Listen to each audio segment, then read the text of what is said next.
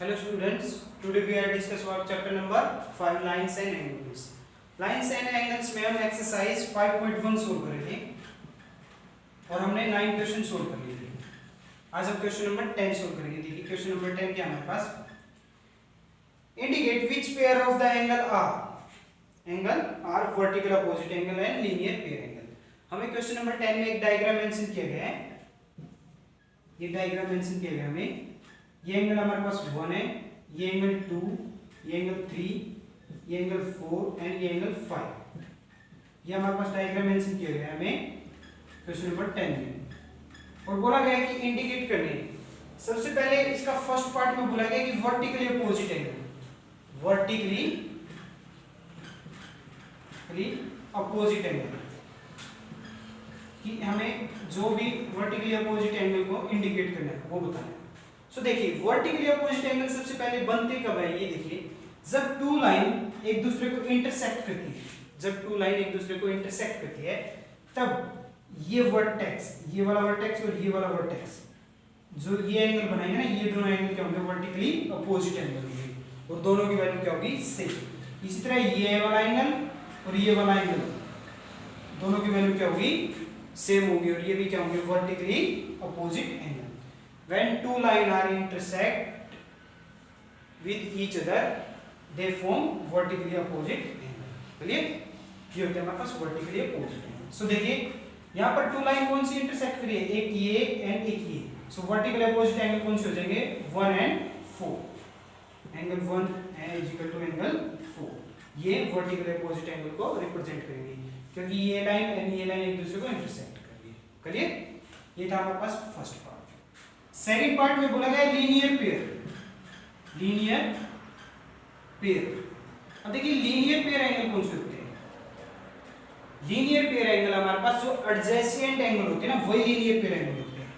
जो adjacent angle होते हैं वो लीनियर पेयर एंगल होते हैं, बट इनकी जो कॉमन साइड होती है वो क्या होती है, common side are opposite ray, opposite ray होती है। जो इनकी कॉमन साइड होती है वो क्या होती है, अपोजिट रे होती है। क्लियर?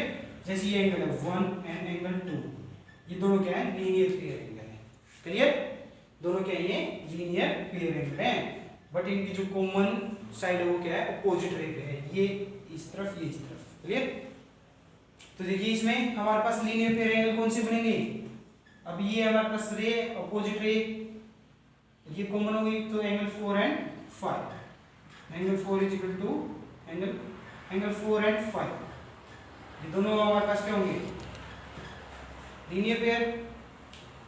और कौन कौन से होंगे हमारे पास, 1 एंड 5, एंगल 1 और एंगल 5, ये भी क्या होंगे हमारे पास, लीनियर पेयर एंगल होंगे।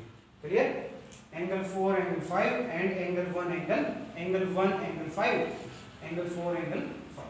क्लियर? ये हमारे पास क्या होंगे, लीनियर पेयर। ये था हमारे पास क्वेश्चन नंबर 10।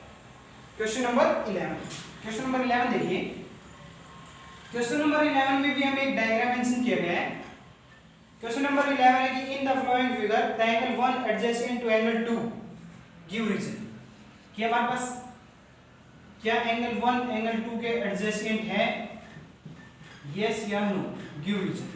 ये हमारे पास डायग्राम मेंशन किया गया है। ये पूछा गया है कि ये एंगल 1 एंगल 2 के एडजेसेंट है, सो क्या हो जाएगा, नो। क्या हो जाएगा, no. Angle 1 and angle 2 are not adjacent because there vertex has no common vertex. ये बोल सकते हैं, there have no common vertex. इनमें कोई कॉमन वर्टेक्स ही नहीं है। एक कॉमन वर्टेक्स होना चाहिए तब हमारे पास एडजेसेंट एंगल हो सकती है। जैसे ये हमारे पास AOE और OBOE, BOE और AOE दोनों क्या है, एडजेसेंट एंगल है, क्योंकि इनमें दोनों में कॉमन वर्टेक्स और एक कॉमन रे भी है। चलिए तब ये हमारे पास क्या हो सकते हैं, एडजेसेंट एंगल हो सकते हैं। क्लियर? सो इसका आंसर क्या आ जाएगा, no. Angle 1 and angle 2 are not adjacent, not adjacent. Clear? ये हो जाएगा हमारे पास। ये था हमारे पास क्वेश्चन नंबर 11। क्वेश्चन नंबर 12 देखिए। क्वेश्चन नंबर 12 में हमारे पास कुछ एंगल मिसिंग है, हमें फाइंड आउट करना है। सो देखिए सबसे पहले हमारे पास डायग्राम मेंशन किया गया है। ये हमारे पास एंगल x, ये एंगल y, ये एंगल है z और इस एंगल की वैल्यू हमारे पास 55 डिग्री। हमें x y z की वैल्यू फाइंड आउट करनी है। सो देखिए सबसे पहले क्या हो जाएगा, angle x is equal to हो जाएगा 55 डिग्री। एंगल x जो 55 के इक्वल हो जाएगा क्योंकि वर्टिकल अपोजिट एंगल है, टू लाइन एक दूसरे को इंटरसेक्ट करी और क्या बनाए, वर्टिकली अपोजिट एंगल। रीजन डाल देंगे vertically opposite angle, opposite angle, ये हमारे पास रीजन होगा। क्लियर। फिर देखिए x की वैल्यू फाइंड आउट होगी। अब हम फाइंड आउट करेंगे या तो z की करें या फिर y की। इन दोनों को फिर कहते हैं वर्टिकली अपोजिट एंगल है y और z। तो सबसे पहले हम करते हैं y की। x plus y is equal to 180 degree, 180 degree. अब इन दोनों का सम 180 क्यों है, क्योंकि लीनियर पेयर एंगल है। दोनों क्या है, लीनियर पेयर। जब भी हमारे पास टू लीनियर पेयर एंगल होंगे दोनों का सम क्या होगा, 180 degree. So x plus y is equal to 180 degree. Reason क्या जाएगा, linear pair angle, linear pair angle. Clear, linear pair angle. But x की वैल्यू हमारे पास 55 डिग्री plus y is equal to 180 degree. y is equal to 180 minus 55। Answer क्या आ जाएगा हमारे पास 125 डिग्री। y की वैल्यू क्या आ गई हमारे पास 125 डिग्री। अगर y की वैल्यू हमारे पास 125 है so angle z is equal to angle y is equal to 125 degree. Reason क्या हो जाएगा, vertically opposite angle, vertically opposite angle. Clear.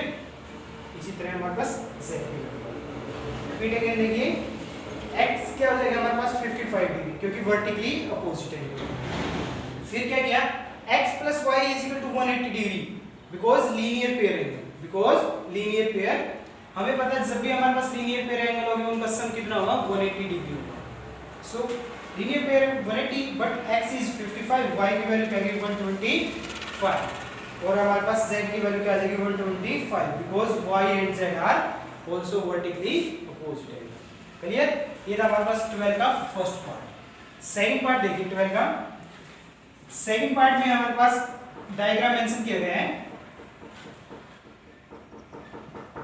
Second part में हमारे पास डायग्राम है। ये हमारे पास एंगल z है, ये एंगल 40 डिग्री है, ये एंगल हमारे पास x है, ये एंगल हमारे पास 25 डिग्री और ये y है। अब देखिए 40 और z दोनों वर्टिकली अपोजिट एंगल है क्योंकि टू लाइन एक दूसरे को इंटरसेक्ट कर रही है, ये एंड ये। सो क्या हो जाएगा, z is equal to 40 degree. Reason क्या लिखेंगे, vertically opposite angle, vertically opposite angle. चलिए फिर देखिए अब z की वैल्यू 40 है, ये एंगल हमें 25 डिग्री ऑल्सो मेंशन कर रखा है। हमें क्या निकालना है x। सो क्या हो जाएगा x plus 25 degree plus z is equal to 180 degree. अब ये 180 डिग्री क्यों लिया, क्योंकि on the straight line angle, एक ही स्ट्रेट लाइन पर बने हुए सभी एंगल का सम क्या होता है 180 डिग्री होता है। तो ये क्या हो जाएगा straight line angle. Straight line angle भी बोल सकते हैं हम इन्हें कि इनकी प्रॉपर्टी लग जाती है स्ट्रेट लाइन एंगल की, एक ही लाइन पर बने हुए सभी एंगलों का सम क्या होता है 180 degree. x plus 25 plus 40 is equal to 180 because z की वैल्यू क्या हमारे पास 40 डिग्री। सो x की वैल्यू क्या आ गई 180 माइनस 65 डिग्री। 40 प्लस 25 65। क्लियर। x की वैल्यू क्या आ जाएगी हमारे पास 105 डिग्री। ये x की वैल्यू क्या आ गई 105 डिग्री हो गई हमारे पास। अब हमें निकालनी है y। अब देखिए y प्लस 40 दोनों लीनियर पेयर एंगल है। So y plus 40 is equal to 180 degree क्योंकि linear pair angle, linear pair angle, linear pair angle बोल सकते हैं इन्हें। So y is equal to क्या हो जाएगा 180 minus 40 is equal to 140। y की वैल्यू क्या आ गई हमारे पास 140 डिग्री। ये 140 हो जाएगा, ये 105 डिग्री हो जाएगा। क्लियर? ये था हमारे पास question number 12। You can solve.